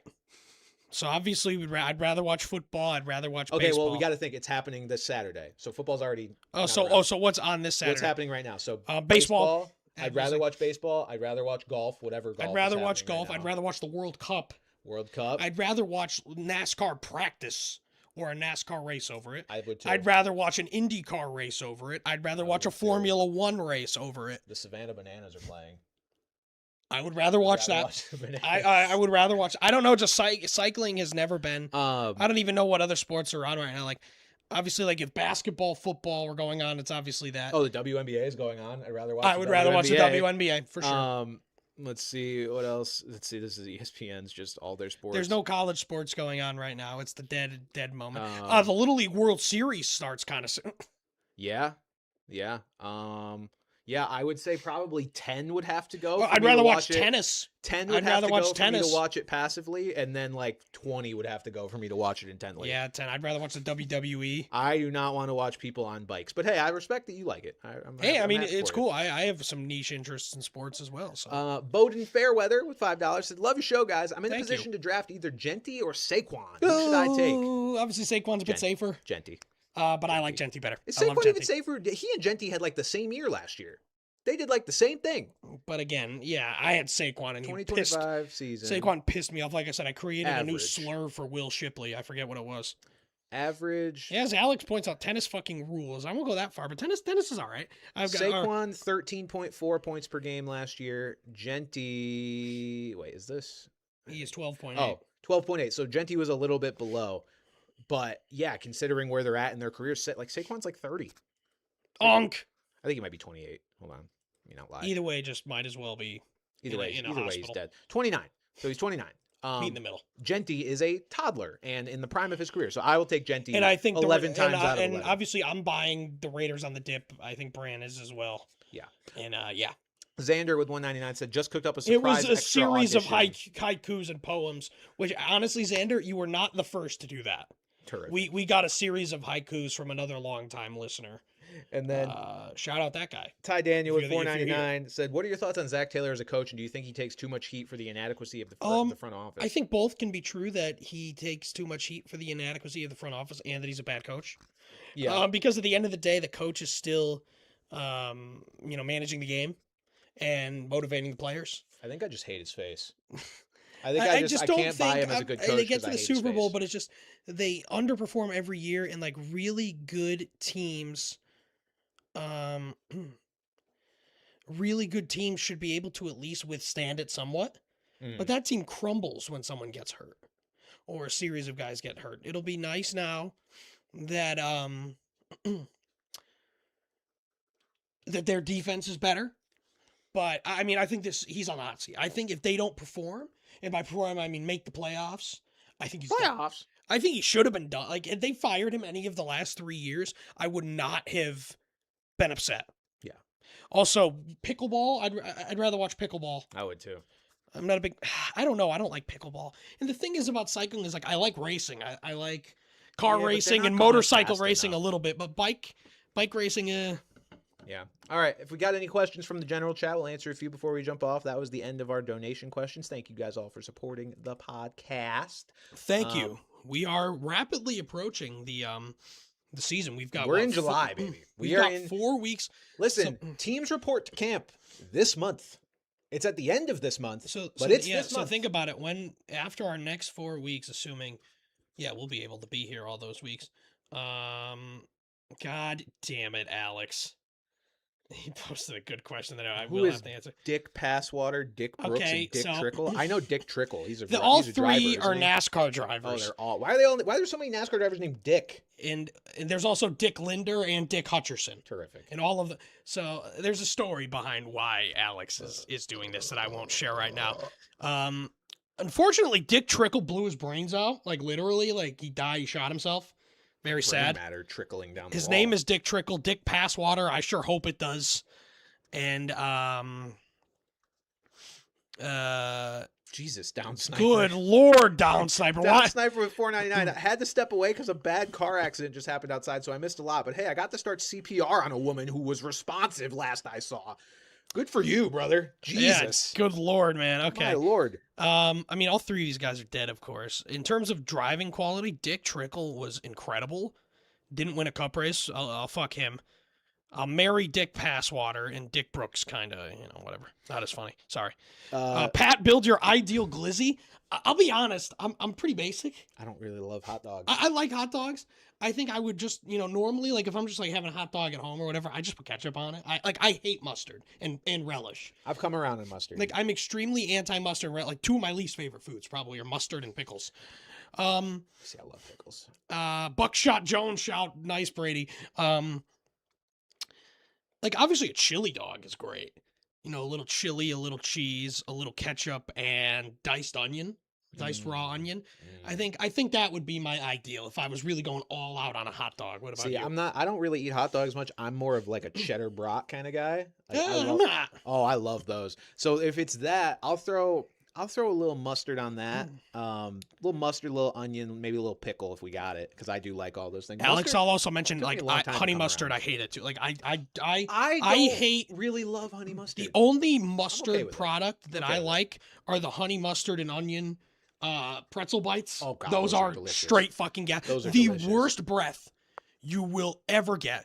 Pat needs to try a Cincinnati cheese coney. No, but I have had the chili spaghetti in Cincinnati. I have too. Because they put cinnamon and sometimes cocoa in it. It was okay. Yeah, it was fine. Like it it doesn't prefer, need to exist, but it I was prefer fine. I prefer a more savory chili, but with the cheese, with the onion, it wasn't bad. It wasn't bad. Would I eat it again? Yes, because it's a Cincinnati thing. But like, Yeah. would I like one time my mom's boyfriend, my wife's boyfriend, he made it because he wanted to make it, and I'm just like, why would you do that in Connecticut? Like, why would you do that? T Sharp said, trying to set up an office fantasy league at my new job. What do you think the ideal league size is? Currently thinking minimum 8, maximum 12 would be ideal. I'm a big fan of 12, maybe think in an you're office right. league 10. I was going to say the same thing. I think you're absolutely right there on the range. I think for an office league 10, because 12 is where you get into like your flex is like a guy that is kind of fucking weird sometimes, especially once you hit bye weeks. 10, if it's going to be more of a casual office league, is probably the right number, I would say. Obviously, also depends on how many guys you get. You know, don't stretch it to 12 just to get it to 12. If you're gonna find people who are just like, oh yeah, I'll do it. Find people that are into it. Yeah, and if it's only 8, yeah, that's fine. Who's your dark horse for this upcoming season? Dark horse is tough. I mean, are we talking fantasy or are we talking real teams? Saints. Dark horse sounds like team. I was gonna say the Raiders to be funny, but I think they'll be better. But I'll say the Saints. I mean, I think Saints is definitely the right call. I will also throw out, considering they're probably third in odds to win their division, I'll say Chargers, because I do think it's Chargers time. It's actually Chargers time. I will continue to say this until it happens, which one day it will. Do it again. Oh, do it again. All right, guys. I think that'll do it. We're going to jump off here. Thank you guys once again for tuning in. Remember, we love you guys. We'll be back next week. Applications in. You have about Applicación, have brother. about 36 hours. Yes, right here.